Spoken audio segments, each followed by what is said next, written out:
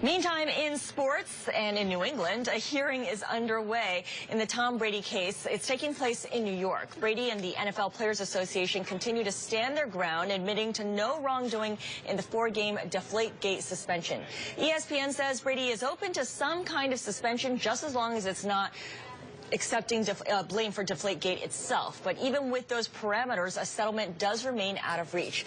Joining us now with some more perspective is Mark Conrad, professor and director of the sports business program at Fordham University. So, Mark, you were saying that today was a bad day for the NFL. Why is that? Well, Judge Berman was very skeptical in his questioning of the NFL lawyers. He's devoted far more questions on the NFL lawyers' side than on the union side.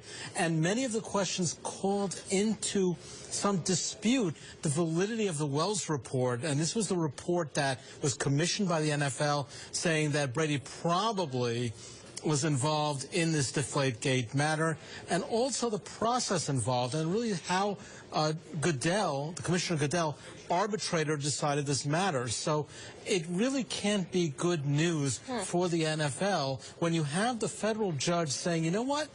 Like, we really have some questions about this whole process, and we have questions on the factual matters as well. So was there anything where the judge did accept the NFL's premise? Well, from what I heard, and I was not in the courtroom, so I'm just depending on blogs and people that were there was more skepticism than many thought there would be.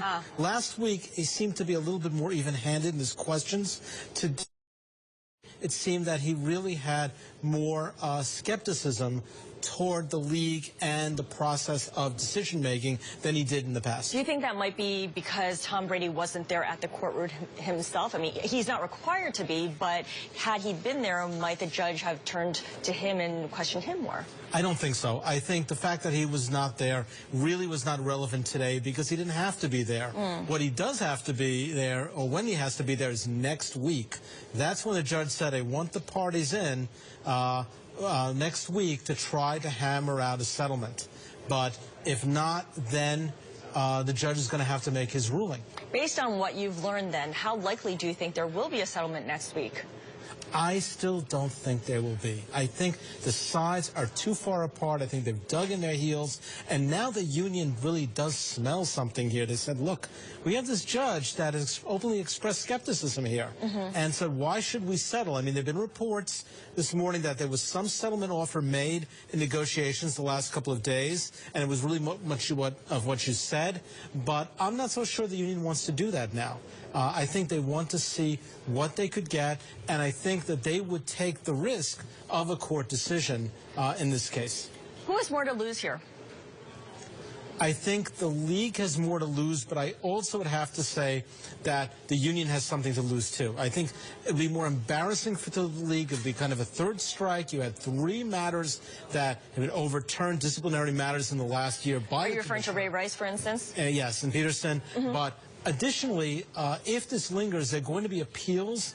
You know, appeals courts have to determine this. It could take months and months and months. So it's going to be hanging as well on the union side. And we can't forget the union helped create this problem because in the last negotiation for a collective bargaining agreement, they sort of on the idea of an independent arbitrator. The other professional leagues have that.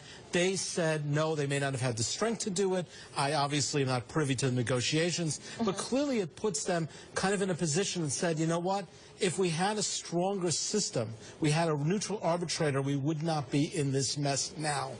Do you think the judge will be swayed by the fact that football season is fast approaching and people want to get this sorted out and dealt with before the start of the football season? He didn't say that today.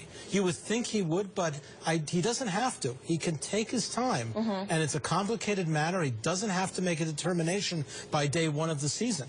So there's no law that says he has to. Okay, so there's no law that says he has to. What about the fact that this Deflategate has resulted in fatigue inside the league and outside the league? Does it, I mean, does the NFL or the NFL Players Association have the necessary incentive to want to get this resolved as quickly as possible? The judge wants them to. He really, really wants them to because he doesn't want to make that decision. It's far better to have a settlement. There'll be no appeals. It'll be finalized. The matter's off his hands. And let's play football. But it doesn't mean it's going to happen. All right, so it's going to be a very interesting next couple of weeks then. Indeed. Mark Conrad, thank you so much for your perspective. Professor and Director of the Sports Business Program at Fordham University.